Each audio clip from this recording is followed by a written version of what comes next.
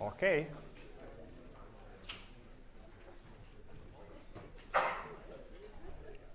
Good, we are ready to start the class.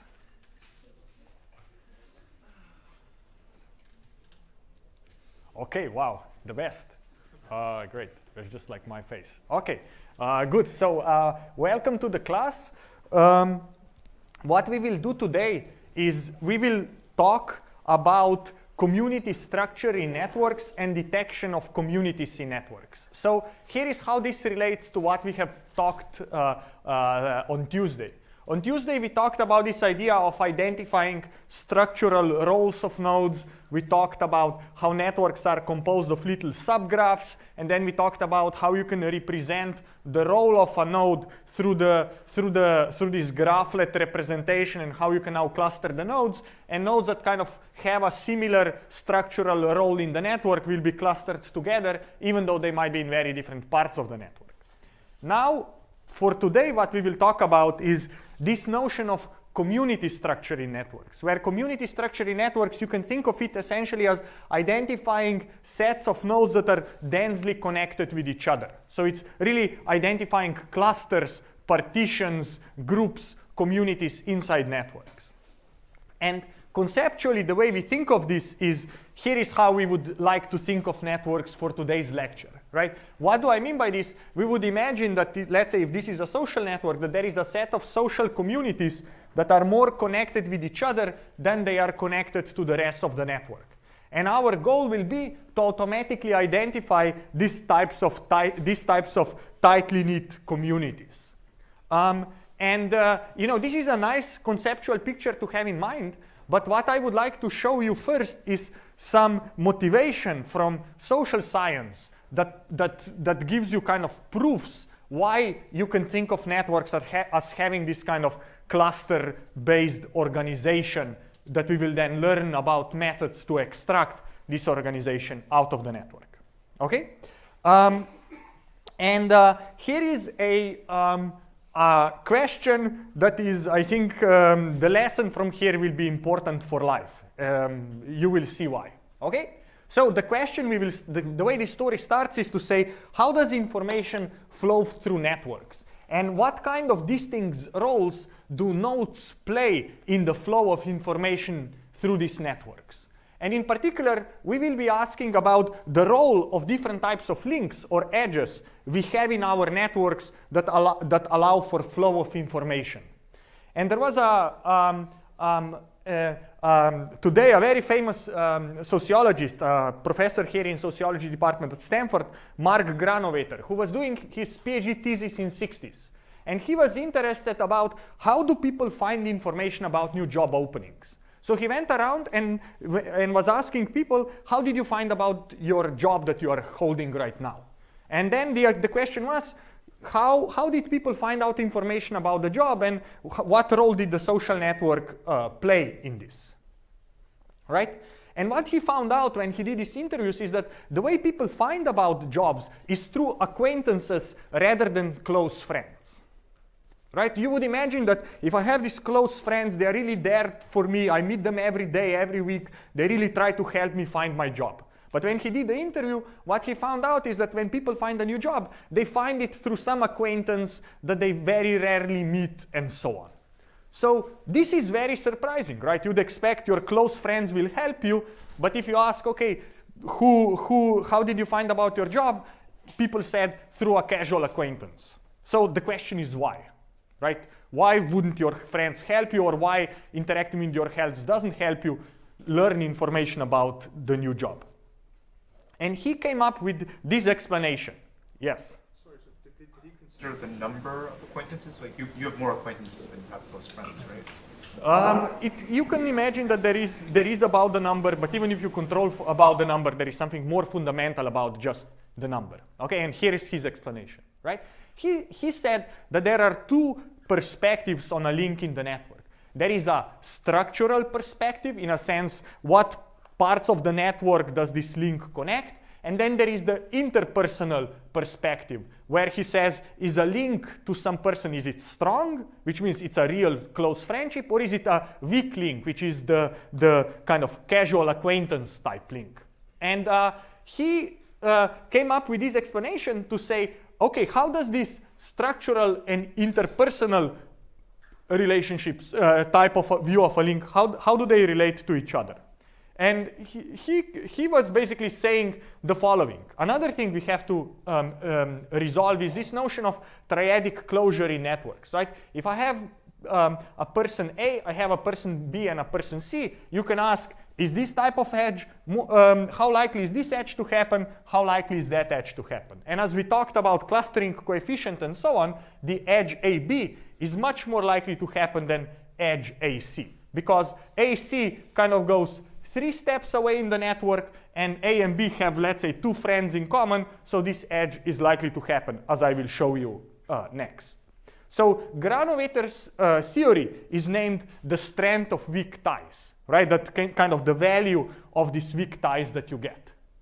And he was saying the following. He says, the first point he makes is structural, kind of the structural argument. He says, structurally well-embedded edges are also socially strong.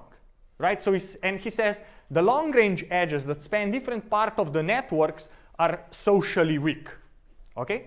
And then he makes the information argument. He says the second point is that long-range edges, acquaintances, allow you to access information in very distant parts of the network. And structurally well-embedded edges are, in some sense, heavily redundant, in a sense that in terms of the access to information. And if I go to this little picture here, if you think about node A, and the argument is the following. These edges are very redundant, right? Because anything I hear from this person, I can also learn from that person. But these are the edges that are socially strong. And then these types of edges that allow you to access to some other distant part of the network, they are socially weak, but they allow you long-range kind of connection. Right? And he was making this argument that, yes, why you don't hear about new jobs from your close friends? Because in close friends, you kind of knit in these cliques, and these edges are very redundant, right? And really, edges that are rich with the information they bring to you are these long-range edges. But if this is the case, then you see now that we have this kind of clustering structure. We have a clique of strong interpersonal relationships and a few long-range edges to another, let's say, clique of strong interpersonal relationships. And that's kind of the explanation he came up with. So the point is that this triadic closure in networks, which basically means that people who have a friend in common are more likely to create connections, is very pronounced in social networks. For example, if you say, if A and C have a friend in common A, why should they create a connection, right? First is A and C are more likely to meet because they have a friend in common. B and C will trust each other, again, because they have someone in common, right? And the node A has an incentive to bring B and C together so all of 3 of them can hang out, rather than, the friend A has to first spend one afternoon with the friend B and then another afternoon with friend C. They can all kind of hang out together. Right? And just to show you that this triadic closures is important, there was a very interesting paper a few years ago by 2 sociologists who, for example, showed that for teenage girls in the social networks, if their clustering coefficient is low, so if they don't have a lot of triadic closure, which means if they have friends who don't know each other, but they are kind of just this, like that in the network, they are more likely to contemplate suicide in this case, right? So triadic closure really matters. And the other thing that matters is having these long-range edges really matters for you to have access to different distant parts of the network to gather information from them, like job openings, right? So weak ties are extremely important for job openings, and many of you will be graduating. That's the life advice. Okay, so nurture your weak ties. Okay, great. So that's the life advice. Now, this was a very nice sociology explanation in 60s, super influential paper. I think this is the most cited paper in all of social science. But it was very hard to empirically validate. And it was only in 2007, so I don't know, 50 years later, that this was able to be verified, this theory. And the way this was done was on a set of cell phone communication graph. right?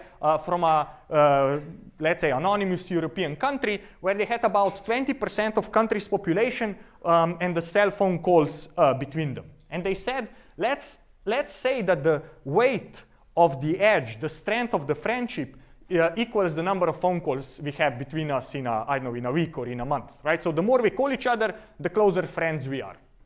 Sounds like a reasonable definition. So this is now the strength, interpersonal strength of the friendship.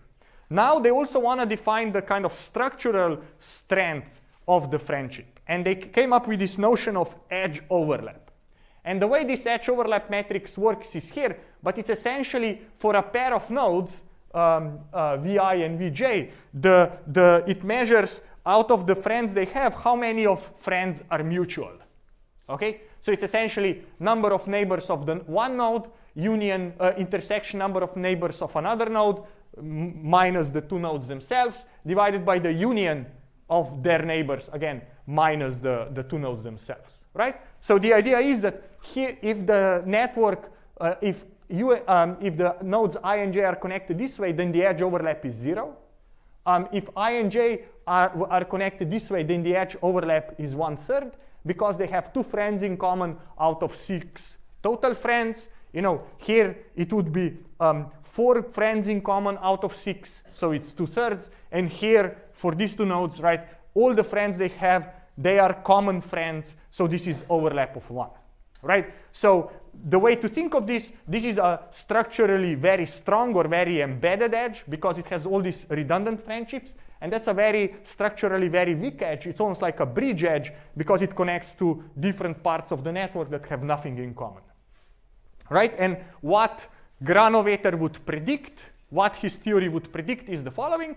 He would predict that for edges like this, people call each other all the time, and he would predict that for edges like that, people don't call each other very often, right? This is now the structural version of a strong tie, and then this is a interpersonal version of the strong tie, right? Interpersonal is number of phone calls, and the embeddedness is the structural version of strength. And he says the two are connected, right? So this is a weak tie structurally as well as personally, and this is a strong tie structurally as well as personally. Okay, it's a redundant tie in some sense. Okay, is this clear? It's clear that why Granovetter makes this prediction? Yeah. So now let's look at the data. Okay, so here is how to think about this. So the x-axis is number of phone calls. So it's the interpersonal strength of the friendship. These are super close friends. I guess, I don't know, my mother or your mother would be the strongest friend you have under this definition, right? And these are very weak acquaintances, weak friends, right? And then what they show here is the overlap, right? Overlap on the left, think of this, and on the right, think of that, right? And he showed, like what you see here is this correlation, dependence, which means that the stronger, the more phone calls you make, the higher the friendship overlap there is, right? And what is the red line is under the null model, where the network structure is the same, but the edge weights, the number of phone calls is kind of randomly assigned. And of course, if you do that, then there is no dependence between the strength, the number of phone calls, and the overlap of the edge, right? So we want this to be flat. If we destroy it, it's not there. But here you notice this strong relationship between interpersonal strength and structural strength of the edge. Okay? So this is the test that this theory is true in social networks. To give you another, perhaps more striking visualization of this is one small part of these social networks of phone calls, where the color indicates how many phone calls are there between a pair of people. And you see that red, which means very high number of phone calls, is kind of clustered in these little regions, right? And you notice that these other edges are kind of green and yellow, so they are much weaker. And this is one way to see it, but a very striking way to see it is to say, how would this network look like if I visualize it the same, but I randomly permute edge strengths, right? So I would randomly assign, I would say I have, I don't know, 700 red edges, let me just randomly color them. And then I have 400 yellow edges, let me randomly color them, right? And if you do that, this is how this looks like, right? So if the strength of the number of phone calls would be independent of the network structure, this is how the network should look like. You see that now these long-range edges, lots of them are red. In reality, the network looks like this, right? So all the strong edges are kind of clumped together into these clumps, and then basically between these clumps, it's all yellow and green, right? So this is the important thing. Another thing, so now we kind of verified Granovetter, but we would still like to see is, does our network have these types of clustering structure? So if our network has this clustering structure, then the idea that this experiment tries to solve is the following. It says, if I take strong edges, edges by the number of phone calls, and I remove them, then these edges should be here inside, and I can remove a lot of them, and the network will still be connected. But if I remove edges that have low strength, low number of phone calls, these edges should connect different clusters. So if I remove those, the network should fall apart very quickly, right? That's the hypothesis. And this plot is trying to test that hypothesis.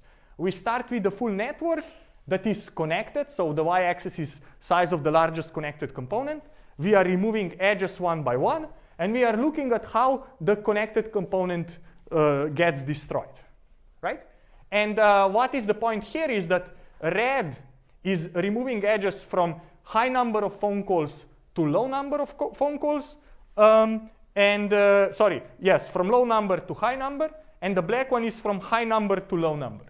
And what do you see from here is that if I first remove the low number of phone call edges, the size of the connected component decreases faster than if I first remove the strong edges. So it means that if I first remove these guys, the network will fall apart faster than if I first remove those edges, right? And this is just based on the strength, number of phone calls, right?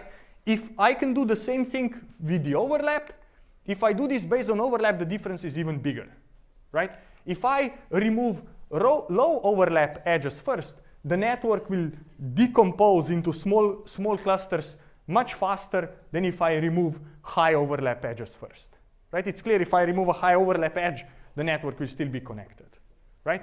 So what does all this evidence point to? It points to conceptually to this type of picture where I have these clusters, I have these weak ties that are weak in terms of phone calls and are weak in terms of edge overlap, and then I have these kind of clumps of densely connected nodes where I have high interpersonal strength of communication, and I also have high overlap, right?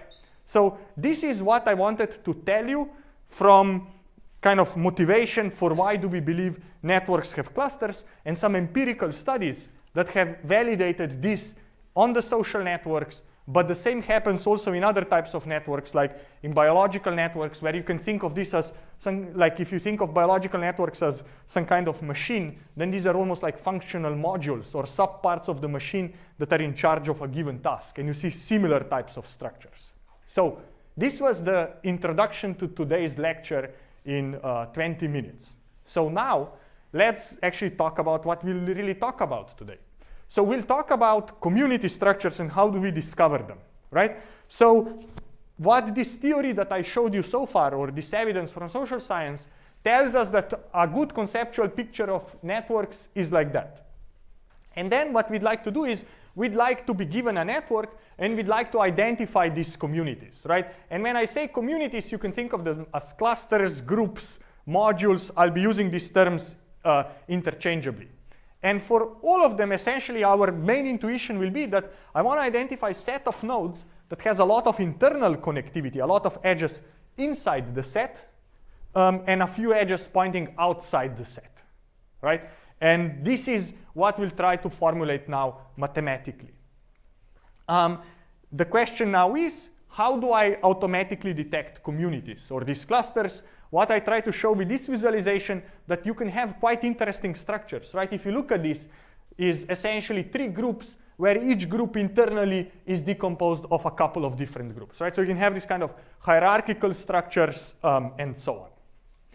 And the first place, one of the famous examples where this community structure came out to be is this Zachary Karate Club network that has very rich structure. And again, this is social sciences. I think this was maybe even sooner, maybe in 1950s. And this is a network of 34 nodes. And the story behind this network is the following. So Zachary was, again, a PhD student. He was doing his PhD, and he was studying friendships in this karate club at some university. And what happened during the course of his study, there was a big quarrel or a fight between the members of this karate club. And what happened is that, that the karate club split in 2. There were 2 newly formed karate clubs. One was formed by a very influential person, and another one was formed by the instructor.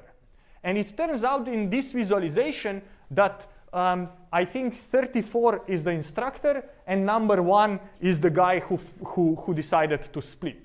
And circles and squares tell us who decided to join which club. Okay? And what should be striking here? If you look at this graph, you see that it actually predicts, its structure predicts who will go where, right? If you look at it, are there groups? You kind of see from the social network there is quite a lot of connections between the nodes on this side, and there's quite a lot of connections on with the nodes on the left side, and there is relatively few connections across. And if you say, what is a way for me to cut this network in half and cut the fewest number of connections? This is the cut that almost perfectly predicts who will join what karate club and who will join what other karate club, right? And this is kind of one of the first evidences that the social network structure has predictive power of saying who will join one club versus another club, right? Essentially says what are the decisions people make, where to train karate or whatever else, right? I wanted to show you this because you'll see this Zachary's Karate Club network everywhere. There's even an award. There is a conference where whoever first mentions this keyword, this network, gets this kind of, I guess, shameful medal for being the person who did that.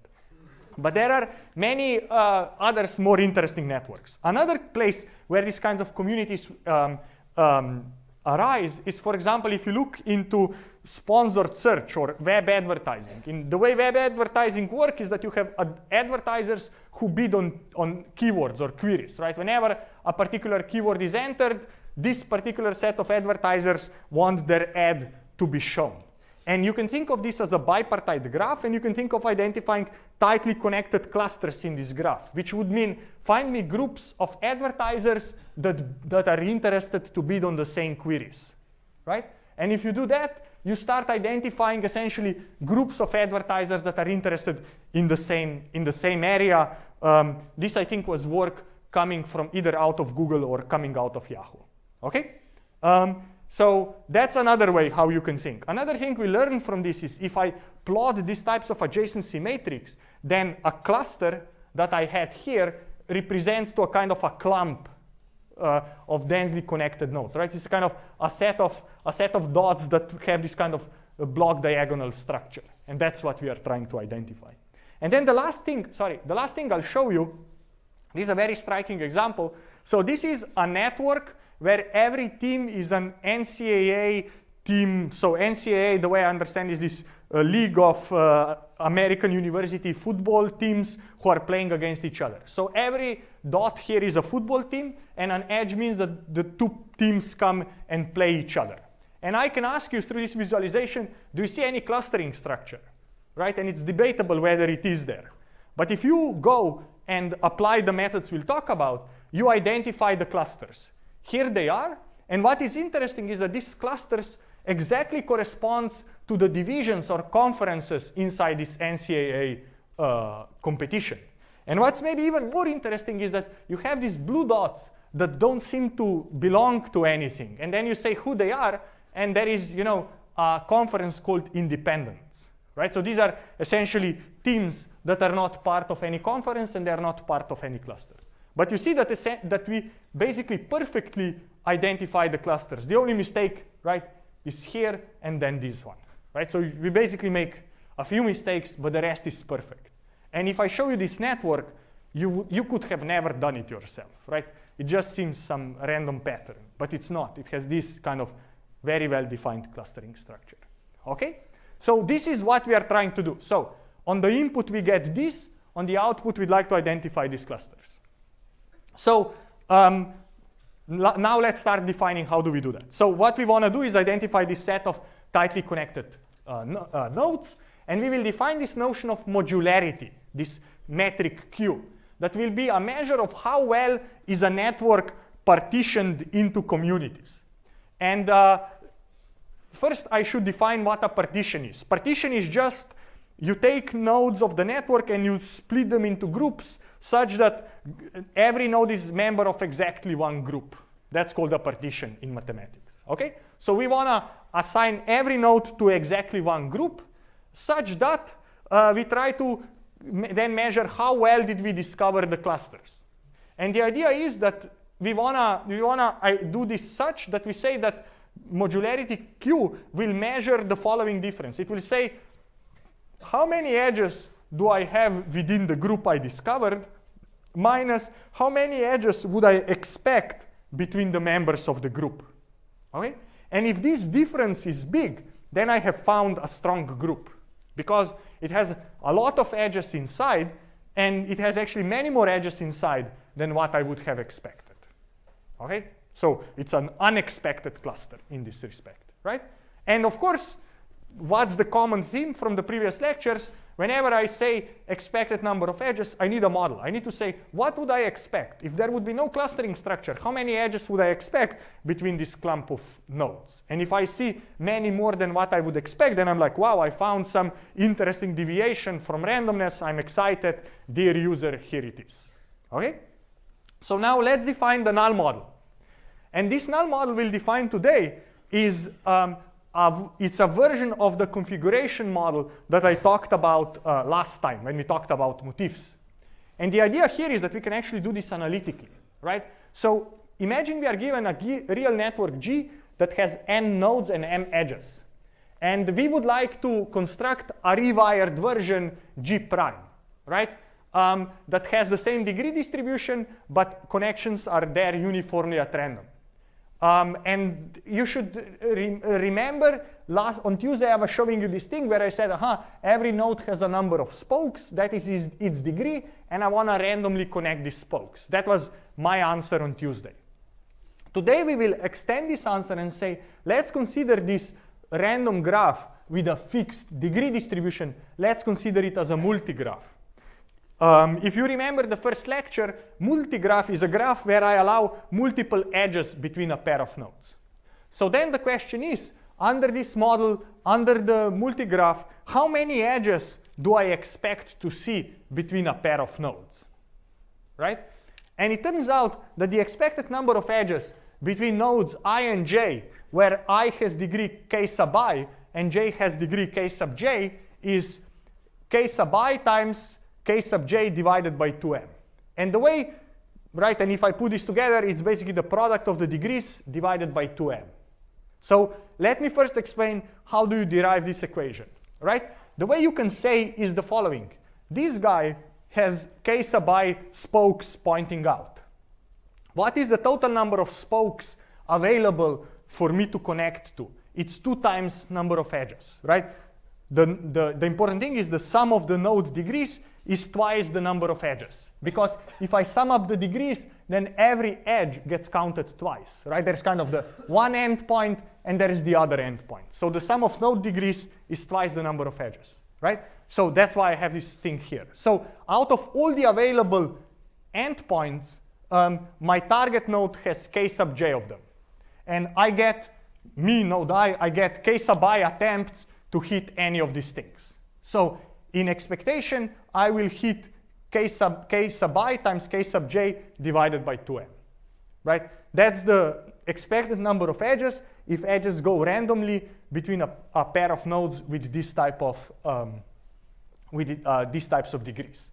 Another side calculation you can do is that if this is correct, then if I sum over all the node pairs, then the expectation of this thing should be exactly the number of edges I see in my graph.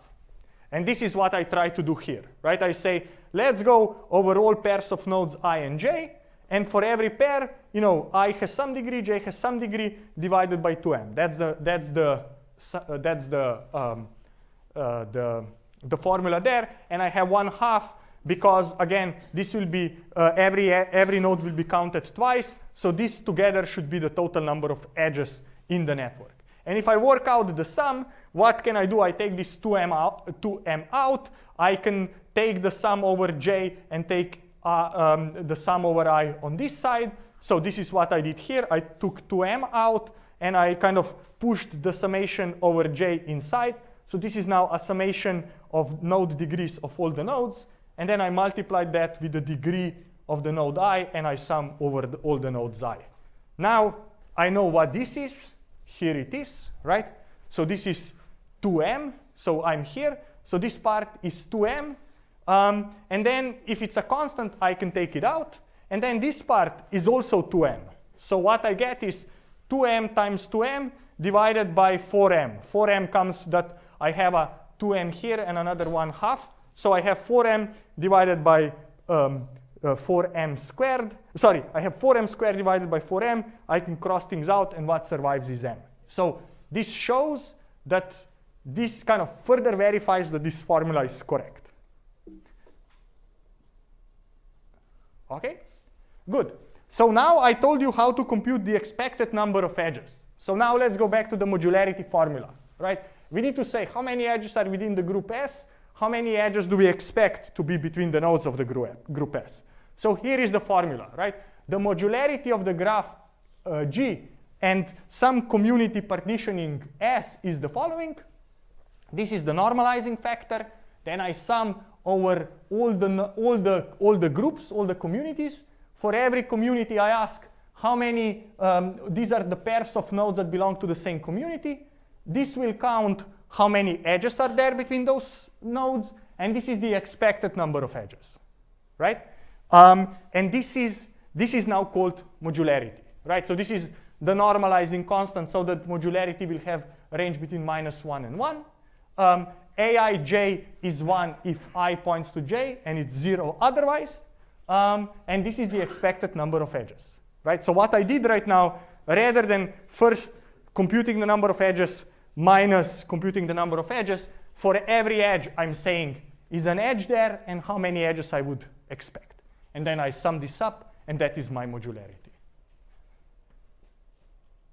Yes, great, yes, I was waiting. Modularity considers also self-loops? Modularity would consider self-loops as well. It's in this multi-graph regime where you can, yes, link to yourself as well if you like. That's the null model for this thing. Of course, you could try to come up with more advanced null models, and what would change is this term would change. Good point, yes? For all of these, are we doing approximations because the graphs are big? Because it just seems like every time we make a connection, we don't take out that connection from our formula, like on the previous slide. So the previous slide was kind of the calculation was in expectation. And that's the only thing to do these things analytically. You could do them simulation-wise, but it's not clear how you would do that and why would you want to do that, right? So you can come up with some way to say how many edges or how likely is an edge to be there. And the idea is that modularity defines number of edges you see minus number of edges you would expect under some model. Now, if your model is simple enough, you can derive it. But if your model is not simple enough, you could simulate it. Nobody does that, but you could.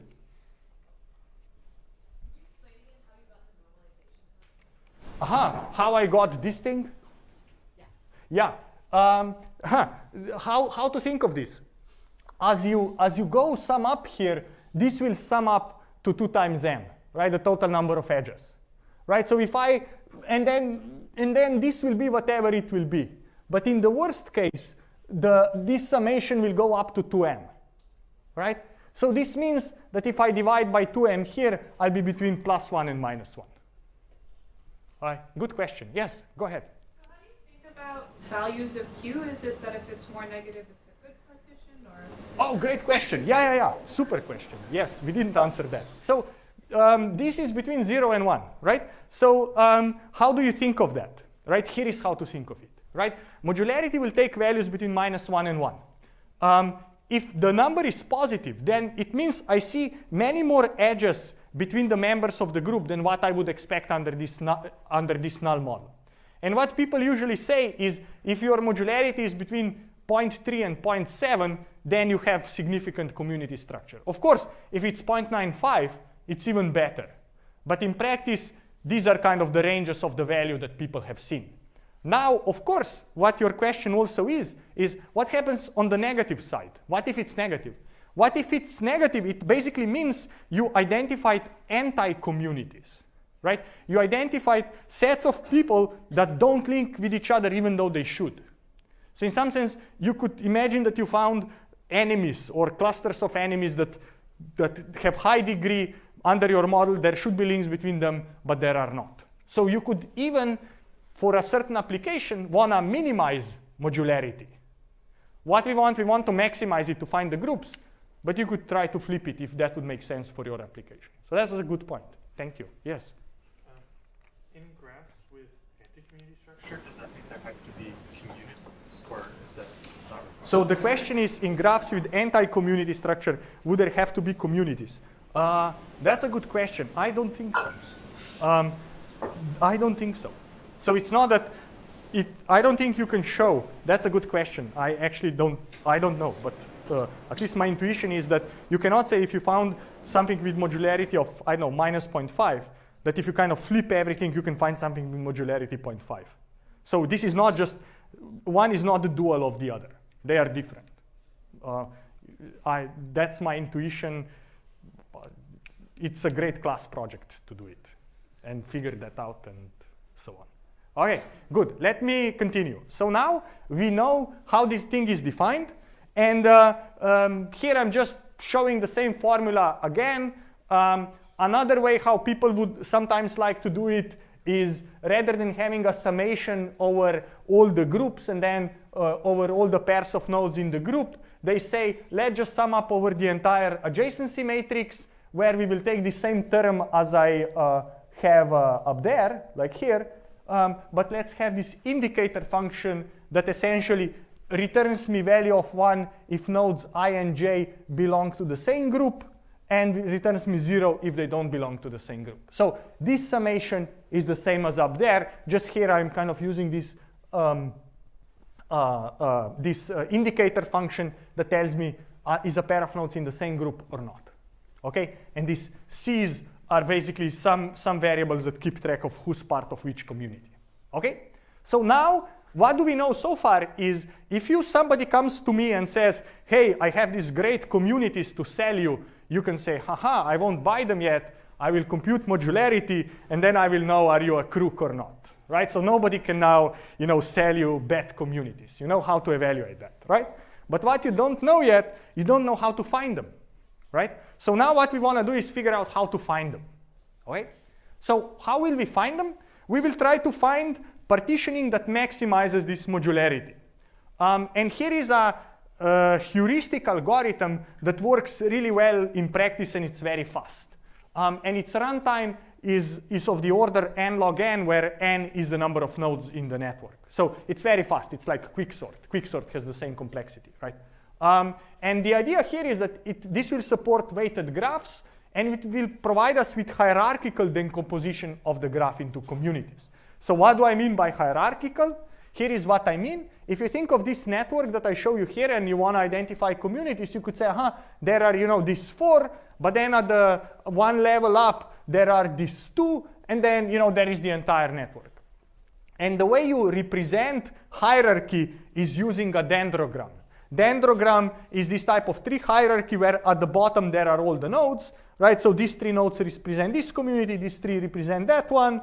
this tree this one, this tree that one, and they all represent one community. Then at the next level, you have 1, 2, and this lonely guy, so 1, 2, and this guy that represent another one, and the same here, right? So you can represent this community hierarchy using a dendrogram. That's the point here. So now let's see how are we going to discover this kind of nested hierarchical community structure using this Louvain method. The Louvain method, the idea is, the overview is the following, is that this will be a greedy maximization of the modularity score, and we will have each pass of the algorithm will have 2 phases. In the first phase, we will optimize modularity by doing local changes to node community memberships. So essentially what this means is we look at the node and say, if I move this node from this community to any other community, will the modularity increase? And if the answer is yes, I will do that. And I will keep doing that until no good move exists. And after I have kind of finished that part, I will then go and say, aha, I found good communities, and I will apply the coarsening stage, where basically I will take every community and kind of combine all the nodes into a single supernode. And I will create the new network that is coarsened. And then we will go and apply phase 1 on this coarsened network. So here is a visualization. I start with a network, and I apply phase 1 to identify some groups. Okay? And the way I do this is as I will explain, I start with every node belonging to their own community, and then I try to move nodes across communities to increase modularity, and I keep doing that until I get stuck. After I have identified the communities, I do the community aggregation, which is the phase 2, which means that every set of nodes of the same color, of the same community, gets kind of merged into a supernode. And then I create a graph on the supernodes. And now I can run the same phase 1 on this graph of supernodes. And that will further kind of identify groups, right? So the idea is that for this input network, I have 4 communities at level 1. And then I have 2 communities at level 2, right? That's the idea. This is how we'll do this hierarchically. So now I want to tell you about the first phase, which we will call partitioning, and then the second phase, which we will call aggregation. Yes? It seems like the order in which you are doing phase 1 would affect the outcome. Is there a heuristic for which order you should proceed through the nodes? Great. I have a note here. Note that the output of the algorithm depends on the order in which the points, right? Great question. So I was anticipating it. I will explain when I come to here, okay? Great. In this case, you can still use whatever expected model you want at all times, right? Correct. You can define it however. You can define it however you want, right? Like the configuration model I defined is good for undirected graphs, and it allows you also to work with weighted undirected graphs, right? Because it just worries about these weighted degrees and says under the multigraph model, how many edges would I expect? And this is by far the most common null model people use. If you have a network from some domain where you think you have a better null model, that's great to use. What is the benefit of this simple null model is that you can analytically compute the expected number of edges. It's just the product of degrees. So you can do this. It's amazingly simple and scalable. And anything else that is more involved would be much harder, because this is kind of the most inner loop of computing modularity. So that operation, how many edges do you expect within a pair of nodes, get executed essentially for every pair of nodes. All right? Good question. Yes? How do you define that one null model is better than another null model? You cannot define that one null model is better than the other null model. A null model, it always depends on what are you asking or what data you are looking at, right? Because with a null model, your goal is not to feed the network as best as possible, but your goal is to find a reference point, right? And a reference point is different based on the question you are asking. right? A null model could be like, you say, how do I compute population average if you are a social scientist? If you are interested in a certain question, you will select a certain type of population. If you are interested in another question, you will select a certain type of subpopulation. And now it's not saying that one type of subpopulation is better than the other type of subpopulation. It all depends on the question you are asking. Okay? Good question. That was important. Okay, good. So back to our algorithm, phase one, partitioning. What happens? So here we start that every node belongs to a distinct community. So every node will say, I'm my own group, I'm my own community. And then and now we will loop over the nodes, and for every node I, we will perform two calculations. We will say, what is the modularity delta if I take the node out and put it into the community of some neighbor j? Right? For every neighbor, I will ask, what is your community? How much would the modularity increase if I take I and put it into j? Okay? And then after I have kind of asked every of the neighbors j of node I, how much would the community membership modularity increase if I move that node I into that community, I will decide on the move that gives me the largest gain in modularity. Okay? Yeah? Everyone happy? Yes, yes. Okay. So, and I keep doing this until I can gain anything, right? So for every node, I look who are the neighbors. I ask every neighbor what part of the community are you, what community ID are you? What happens if I were to join that community? How much would modularity increase? I take the second guy. I ask what community are you? If I join that community, how much would modularity increase? And I keep doing that. And then I join the community where this increase in modularity is the largest. And few things to note. First is that this phase will stop when local maxima in modularity is attained. So whenever no local move, no individual can move to improve the overall modularity. So this is the greedy step. And then the second thing which was a good question before, is that the order in which I process the nodes will also determine the outcome of my optimization. And what generally research papers have shown, that the ordering of the nodes when networks are large does not matter that much, and you can take them, let's say, in random ordering. So people don't pay too much attention to this, at least historically. Yes? Do you actually try to hit a local maxima, or do you just get like some small Q, or some small delta Q? Because it's possible that like the small changes might never actually converge. I don't think it's possible that small changes will never converge.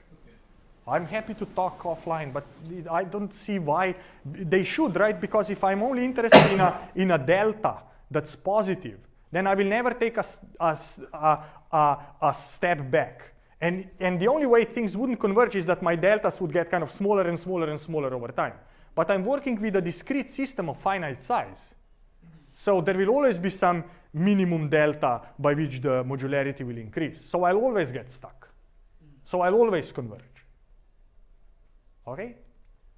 Happy to talk more offline. Yes? I'm trying to understand why the runtime of the algorithm is n log n.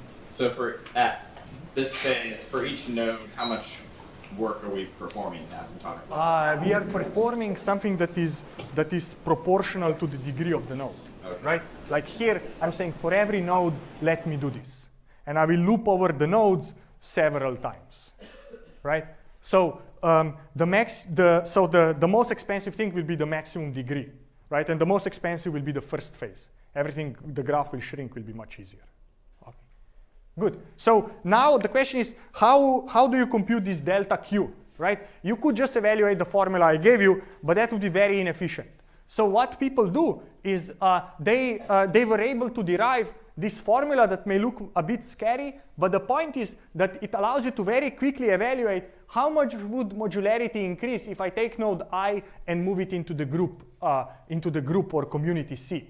And this thing has the following terms. I will explain a bit, but I don't want to explain too much because this is your homework problem. Okay? But essentially, the parts of this that are important are this sigma in is the sum of the link weights or the number of links between the nodes that are in the community. So this is kind of internal number of edges. Sigma total is the value of all link weights of all the nodes that are in C. So this means it's everything that's inside plus everything that points outside. And then I have, for the node I that I'm interested in moving into C, I ask how many links are pointing into the C, and then how many links total does the node have, right? This is for asking how much will modularity change if I take I and move it into C. What I also need to derive is the other side, which is how much will modularity change if I take node I and move it out of the current community, right? Because right now node I is member of D. I take I out of D and put it into C. So I need to account for this change twice, right? Taking it out and then putting it in. And this is only one half. This is only putting it in part, right? And then the delta Q is the sum of how much does modularity change when I take node I, take it out of D, and I put it into C. Okay? That's the idea. Now, a bit more inside, how do you derive this? Is the following, is that this equation has two parts. It has the modularity contribution before it's kind of the modularity before I put node I into the community C versus modularity after I have put it into C. And the way you can derive this is that you can think the following. You can say there are only three things you need to reason about. You need to reason about the node, you need to reason about the community, and you need to reason about the rest of the graph. And you can essentially think that your graph has three nodes. It has the community node, has the rest of the graph node, and has the node of interest I node, right? And now the weights of these nodes are, this is the number of edges from I to the community. This is k in. And then you can work out how many edges I has here, and you need to figure out how many edges are here and how many are here. And based on that, right, to the rest, from the community to the rest of the graph. And then based on that, you derive this expression. You will kind of follow this to do this in your homework. Okay? So this is phase one. And the point is, if I go back, this is very easy to compute, right? All I need is these two summations that I can cache in the outer for loop, and then for every node, this is what I need to know. And then there is, like, even though there are summations in here, there is no summation. It's just, it's a couple of additions and a couple of multiplications, and I'm done. So it's extremely fast to evaluate. Okay? So now this was the first phase. Now in the second phase, we do this restructuring, aggregation, coarsening, where the communities that we obtained in phase one are now contracted into supernodes. Each community becomes its own supernode, and nodes are connected if there is at least one node in one community that links to the other node in the other community. This will connect the corresponding supernodes. And the weight of that connection will be the total number of edges, or the total edge weight between the two communities that you merged into supernodes. And this will coarsen the graph. And then after you have coarsened the graph and created the weighted graph, now you apply phase one again. Okay? To even be more precise, I have the pseudocode for the algorithm, where this is phase one and that is phase two. But essentially in phase one, all I do is to say for every node, I go and ask what is the best way to take node U to move it into some community C, and I ask what is the best community to move it to when I go across the neighbors, and then if that's the case, I update these summations so that my modularity computation can be done very fast. So essentially, this is just bookkeeping of this summation total and summation inside. So again, it is just the total degree of node U and the total degree of node U linking to a given community. So this is super fast to update, but this is just bookkeeping counts. And here I update the memberships of nodes to communities, right? I take this node and put it into community C hat, and I take it out of community C. If C hat is the community that increases the modularity the most for node I, and if no vertex makes a move, which means that the benefit is not greater than 0, I'm done, I stop, and this is the phase one. And essentially, again, all that is there is bookkeeping plus moving the node. And then in the phase 2, I'm rebuilding the graph, where again, I'm contracting every community into a supernode, and then I'm updating these counts in terms of creating weighted edges between the supernodes based on the number of edges between the communities. This is when the phase 2 would halt, and then phase 1 would continue. And you would do this until everything is merged into a single node. Yes? Is it common practice at all if you know like a certain number of communities, or you're seeking like a certain minimum number of communities to stop this process prematurely? So the question is, how do you decide what is the number of communities to take? The best way would be to ask, I will take the number of communities, so I'll cut my dendrogram whenever my modularity is maximized. That would be one way to decide, right? But it's a clustering problem, so it's hard to know how many clusters you want to select. Oh, I mean, if you have a target like cluster number, can you stop this process? You could stop it when you found the right target, if this is really what you want. But the issue, I think, with that will be if you stop it, then this will determine the natural number of clusters, because you start with everyone being in their own cluster, and then people leave the clusters and clusters become empty. So you discover kind of the natural number. So this won't give you the best modularity for a fixed number. It will find you the best modularity for a natural number of clusters that this method discovers. Okay? And here is just another visualization illustration. I start with the graph. Every node, for example, node 0 would now ask, every node is its own community, so node 0 ask yourself, what if I join my neighbor number 2 into the community, my neighbor number 3 into the community, my neighbor number 5 into the community, and there is a mistake, there should be an edge between 0 and 4, so that would be what node 0 is asking itself, and then decides to join to the community that has the largest delta, and we keep iterating this. After there is no improvement possible in the overall modularity, we will converge to some partitioning. Based on that, we create the super nodes. For example, you take these green nodes, contract them. There is a self loop of size 16 because the total edge weight between these nodes here is 16. There is, for example, in this case, there would be an edge to the blue cluster of weight 3, because the sum of these two edge weights would be equal to 3. The green supernode also links to the violet one because of that edge. But for example, green does not link to orange because there is no edge between the green nodes to the orange nodes. Right? This is now my super graph. And then again, I would start the second pass analogously to here. Every node is its own community. Again, I would run this local improvement. This is where it would converge. And then again, I would merge these two and merge those two to come up with a graph like this. I could even run community detection here, and I would cut here, and I would decide that I finish with 2 clusters, right? So things get trivial as things get smaller, but things get interesting kind of in this space, okay? So this is what I wanted to show you. So let me just summarize. We learned what is the modularity metric. We learned it is the difference between the number of edges between a group of nodes minus the expected number of edges under our configuration model.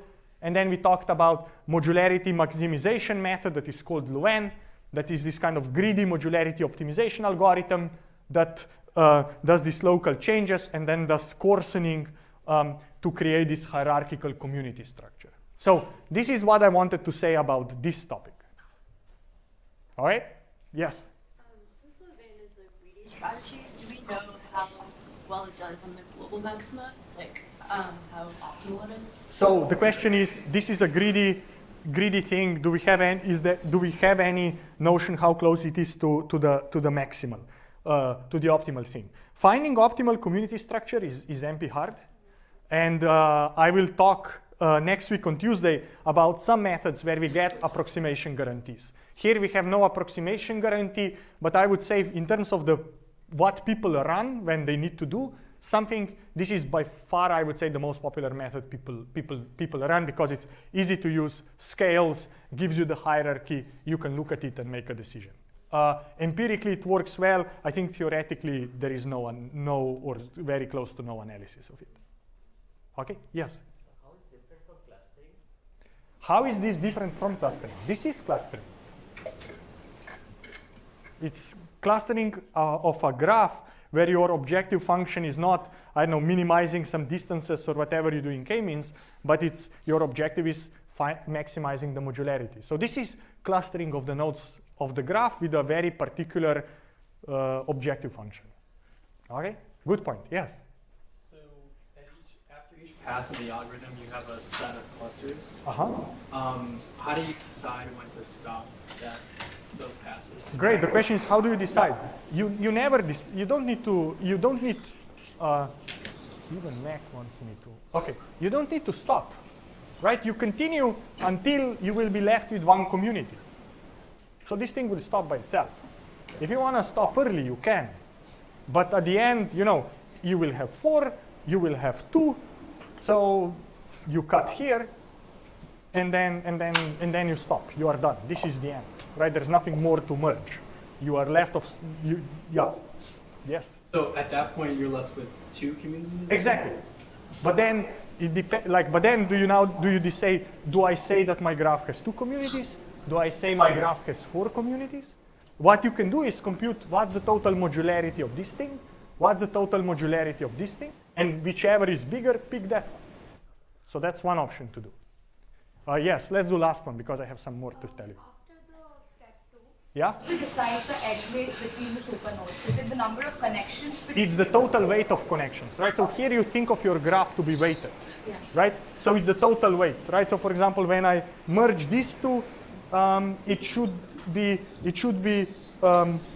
this plus this plus right? Like so here there are 3, so that's why there is a 3 there. Why this should be a sum of this plus that. This should be a sum of this plus that, and I think it kind of is almost right. But you just sum up the weights, and then if the graph is unweighted, everything is a weight 1. If you have weights, then you just sum them up. Okay, let me continue. Thank you for the questions. I have to tell you the last thing. So far, I talked about this type of picture. But what you can also think about is to say, what if these groups overlap, right? None of us is a member of only one group. We are members of multiple groups at once. So let me show you an example. So this is a social network of one of the students in my lab. Okay, this is their so every dot here is their Facebook friend, and the edges are friendships between his Facebook friends. Okay, and the question is, do you see any clusters here, right? What are the social circles of the student in my lab? Maybe you would say there's something here, there seems a big mess there, and so on. It turns out the method I will show you will identify this type of clustering structure. It will say there are 4 social circles or social groups of my students' friends. Here they are. And you can even go and label them. If you go and label them, so this was a student in my group who's from Korea. So there were quite a few students, friends he has from high school. He also has friends at Stanford who he was playing basketball with. And then he also has friends at Stanford who he plays squash with. And then the company is friends from his internship. And what is interesting is, for example, that some of his high school friends are also at Stanford and he plays basketball with them. And then another subset of Stanford friends he plays squash with. And some subset, they were actually doing internships together at the same company, right? And one thing I want to show you is black nodes are nodes that only based on the network structure the method put into the correct cluster, and the white nodes are the ones that the method misclassified. So here the student would go and label each of his friends what community, what cluster they belong to, and you see that for majority of the nodes they got classified correctly. Okay? So again, the input is this, the correct output is that. Okay? And then the second thing I want to show you, these nodes are proteins, so molecules in our cells, and 2 proteins are connected if they physically interact in the cell. And the question is, can you identify communities or modules in this network? And if you do it, here are the modules and here is how they overlap, right? So you see that in some cases these modules overlap quite a lot. Some are nested, like this one is part of a bigger one, and so on and so forth. So you see this kind of hierarchical overlapping structure, okay? So to contrast what we talked so far we talked about this view of the network, where you have these multiple groups that are linked inside strongly but don't interact too much. If you think of the adjacency matrix, this is how we think of it, right? I have nodes, green nodes link to green nodes, orange nodes link to orange nodes, and there's relatively few edges between green and orange. This is what this tries to say. In the overlapping case, it's much harder. In the overlapping case, this is how things look like, right? You can think you have two groups, and these are people that are members of both groups. So if you think of it from the adjacency matrix point of view, this is the structure, right? I have two groups that overlap. So here in the overlap, there is many more edges, because you can be edges because of group 1 or because of group 2, okay? And you can now think of this as, in some sense, tiles overlapping, and the amount of edges stuff here is higher because it's the overlap of two tiles, okay? So now with that, let's decide how are we going to proceed. So what I will tell you is we'll do this in two steps. First, we will define what we will call a generative model for graphs. And we will call this model AGM, for community affiliation graph model, right? So I will give you yet another model to generate random graphs, okay? But this model will be different. So after we will define this model, we will do what is called maximum likelihood estimation. What this means is that we will say, let's take a real graph and let's assume that my graph was generated by my model. So now I can say, what is the best version of my model? What are best model parameters that could have generated my graph? And by fitting the model, we will discover communities. The reason why we'll discover communities is because the way this model will generate the nodes of the edges of the graph is based on the membership of nodes to communities. So essentially, we are making this assumption. We design a generative model. We assume that our data comes from the model, and then we say, what are the model parameters that could have generated the data? And the model parameters will tell us how nodes belong to communities. That's the idea. Okay? Let me show you now the model. The model is very simple. It will be this type of bipartite graph where on the bottom I'll have the nodes. Here they are. On the top I'll have communities, and a node is connected to a community if they are a member of it. Right? So the blue guys are members of A, green guys are members of B, and the red nodes are members of both. Okay? So now that I have defined this, I need to decide, if somebody gives me this thing, how do I generate the graph? Okay? So if somebody gives me this bipartite network that tells me how nodes belong to communities, every circle here becomes a node, a circle in my network, and now I need to decide how to design the edges.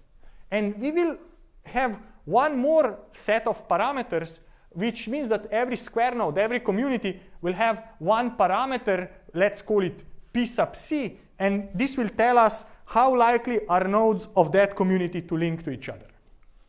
Okay, so now I have the model fully defined with a bipartite graph, and every square has a value between 0 and 1, a probability. Now I need to generate a network. First, I know how to put the nodes. Here are the nodes at the bottom, so I just throw them in. Now I need to create the edges. And the way I will create the edges is the following. I will say that nodes in a given community C connect to each other by independently with probability P sub C. So this is essentially an Erdos-Renyi random graph model between all the nodes who are in the same community. Okay? But then you can ask, what happens to the nodes that are in multiple communities, right? And nodes that belong to multiple communities, they get multiple coin flips, because for every community they have in common, they get a different coin to flip, right? So you can say, what is now the total probability that nodes I and J connect to each other? Here it is. Probability that nodes U and V connect to each other is, I will read it and then I'll explain. It's 1 minus a product over all the shared communities nodes have in common. It's 1 minus the probability of connecting under that community. And what this is really saying is the following. This is the probability that at least one of these biased coins comes up and says yes, right? This is the total probability of all of them saying no, not generating an edge, and 1 minus that is the probability that at least one of them says, yes, let's connect these two guys, right? So the more communities you'll have in common, the smaller this product will be, because these are numbers less than 1. So it will be 1 minus a small number, so the total probability will be greater. So the more groups you have in common, the more likely you are to be connected. Does this make sense? No? Yes? Okay, great. Thank you. Good. Everyone still happy? Yeah? Okay. So now with this, I can show you what this model can do. Right? If somehow somebody gives me this thing, I can go and generate a network, right? So for this particular 3-node community structure, here would be the underlying network where, you know, the blue nodes belong only to community A, orange only to B, the pink 2 nodes belong to A and B together, and the red belong to all 3 communities, and then the green ones here only belong to C, okay? So, and this model has a lot of flexibility because it allows me to express many different types of communities, right? If I want communities that are non-overlapping, here is the membership graph, right? The orange belong to A, blue belong to B, and that's it. If I want overlap, then, you know, I have nodes that belong to both, and they are here.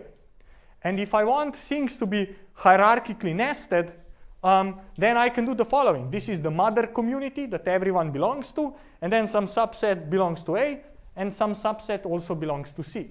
And this would be kind of the graph we could generate. Yes? Just to be clear, you need to, in this case, like, know how many communities you want. In this case, you would need to know how many communities you want. Exactly. Okay? So now I taught you how to get from the model to the graph, right? We don't care about this. We care about kind of going the other way, right? We want to say, given the graph, find the model, right? And if we are able to find a model that generates our graph as closely as possible, we have just discovered who belongs to which community. Yes? All right, super exciting. So let's figure out how to do this, right? When I say find the model, what do we need to find? Is this graph. We need to find the number of communities, and then we need to find this community parameters P sub C. So let me tell you how are we going to do this. And if you haven't yet seen this, this is an example of what is called maximum likelihood estimation. So let me tell you how this works, right? So the question is, how do I estimate model parameters of my model F, right? So in my case, model parameters are these things, are essentially specifications of this graph, right? How do I discover them? And the way I will do this is to apply this, what is called maximum likelihood principle, where I will be saying, I'm given a real graph, and my goal is to find model parameters, here they are, such that what? Such that if I take my model, use it to generate a graph, then my graph that I have generated is as similar as possible to the real graph. Okay, so I need to define some kind of similarity here. And this similarity that we will define is called likelihood. So the way we will write it is to say, how likely is my graph given my model parameters? Okay, and if I can measure the probability of my graph given my model parameters, then I can then say, okay, great, let me go over all possible model parameters and find the ones that is the most likely to have generated my real graph. Okay? So what do I need in order to do that? I need to how to compute this probability. That's the first thing. And after I have computed it, now I need to know how to search over this guy and find the best one. Okay, these are two important tasks. So let me tell you, how do you define the likelihood of a graph? How do we define that probability of a graph given the model? This is now very generic, independent of the model. The way you can think of it is to say, here is my graph and here is the adjacency matrix of the graph. Conceptually, what you can think is that given my model parameters, model gives me some kind of randomized stochastic model. So every edge has a probability under this graph. Under this model, right? So now, how do I define my probability of graph given model? It is simply saying, I have these coin flips, here are the biases of the coin flips, and I can ask, what's the total probability if I take these coins and flip each one with the bias that's in the cell, and I get exactly this sequence of values. And the more likely am I to get this sequence of values, the more likely my model was to generate this graph. Yes? So here, F is not a joint distribution. It's just a sequence of Bernoulli. Correct. So now the question is, how do I do this? And the way we do this is we do it as a sequence of Bernoulli coin flips, or we assume edges are independent of each other. So I say the probability of a graph given my model is the product over all the edges of my graph, probability that my model generated that edge. And then I go over all the non-edges of the graph, and this is the probability that my model did not generate that edge. Right? So what is this doing? This is essentially going over all the cells here that have value 1 and multiplying those probabilities together. And then this part goes over all the cells here that have value 0 and multiplying 1 minus that probability. And all this is a total probability that my model has generated this graph under this assumption that each edge is generated independently. And this is a very kind of general way, but whenever you work with probabilistic graph models, this is how graph likelihood is defined. It's defined as the likelihood of all the edges that happened, what is the total probability of those, times the total probability of all the edges that must not happen, which is 1 minus the probability that they happen. Okay? That sounds good? Okay? So good. So this is now the principle. Now back to our model and to tell you how you actually go now do this on this concrete model. So the first thing we will do is we have this bipartite graph, but that's a very kind of hard combinatorial structure and it's very cumbersome to work with. So what we will do is rather than think of this as a graph, we will think of it as some kind of weighted complete graph. So this means that we will assume that every node has a row vector associated with it, where every component of the vector will be the strength of the membership of that node to that community. So if I have k communities, for every node I will have k values, where every value at position, I know, L, will hold the strength of the membership of that node to that community L. Right? So here the entry, if I have a vector f for node u, then an entry at position A will say how strongly is this guy connected to A. And an entry at position B will say how strongly is this guy connected to community B. And if the value is 0, then this node is not member of that community. Okay? So now what did we do? We transformed our problem into finding a vector f for every node, where the component of the vector measures the strength of the membership of that node to that community. Now with this, I need to go and define the probability of an edge to happen between a pair of nodes. So let me explain that. So the way we will define a probability of an edge is defined up here, and let me explain. So it will be 1 minus the exponent of the dot product between the membership vector of f of u and the membership vector of v. Okay? Why are we doing it this way? Because what is a dot product, right? If you have two vectors, you multiply their coordinates and sum them together.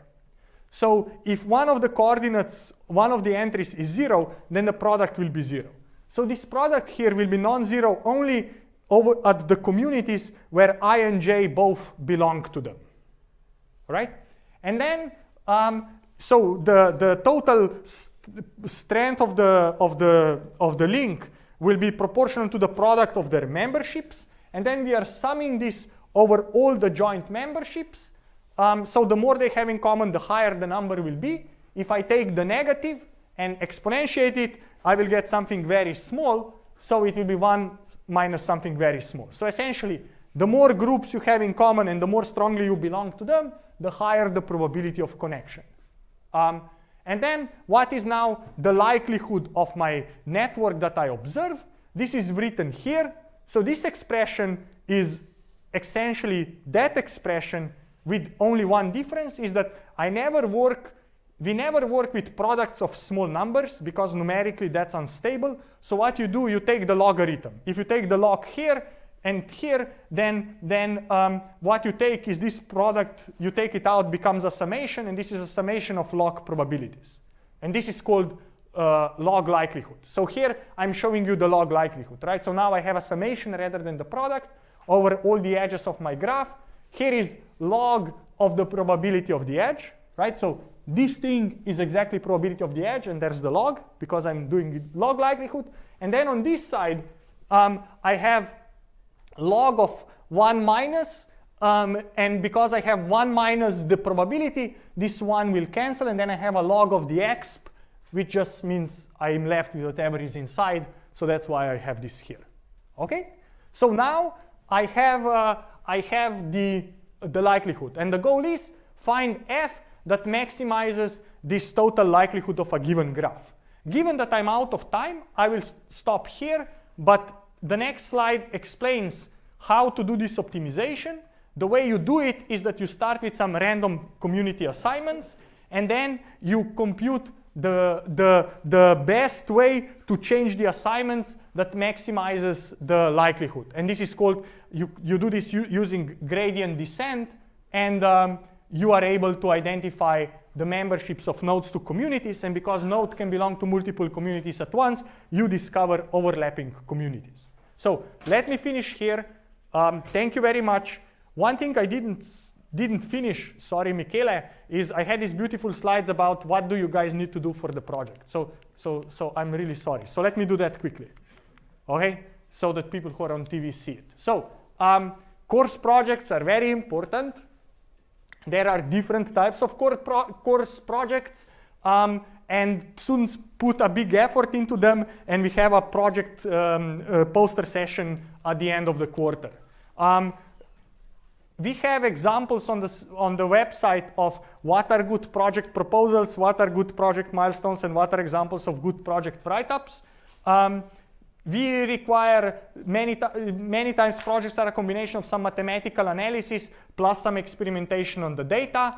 Results of the projects are typically result in kind of a write-up paper. Many of these papers are actually published at the conferences. Feel free to come up with your own project idea, that's preferred. But if you are struggling, come to us and we will help you. What we require you to do is write a project proposal that's 3 to 4 pages long, and team up into teams up to 3 students. You can also work in a single or a 2-student team. Best is in a 3-student team. What we would like? We would like a 20-word abstract of what is the core idea, what you are proposing. We would like around 1 to 2 pages of related work and critical assessment reaction to the papers you read. These are essentially about 3 papers that are related to your project idea. You read them, you summarize them, and then you critique them. There should be about half summary, half critique. This is important because the point here is to teach you how to think beyond what you read and don't take what the paper says for granted. And this will allow you to differentiate your work from what has already been done. And then in the second part, you then define the problem, talk about how does it relate to what you have read up here, what data you will use. Make sure that you already have the data. Please don't say, I will collect the data or I will crawl the data. It always takes longer than you think, and then you run out of time. So this is for your own good. We are very happy for you to use your own data. What algorithms, models will you use? Be as specific as you can. And then what is important is tell us how are you going to measure success? How are you going to evaluate, test your method? How are you going to determine that your method is great or that your method is not so great? See the course websites for examples of proposals. You can see all the projects from previous years to give you some inspiration. So thank you. With this I will finish. Logistics are register your group, submit by October 17th, midnight Pacific time. Please come talk to us if you need help. We are here to help you. Thank you very much. Sorry again.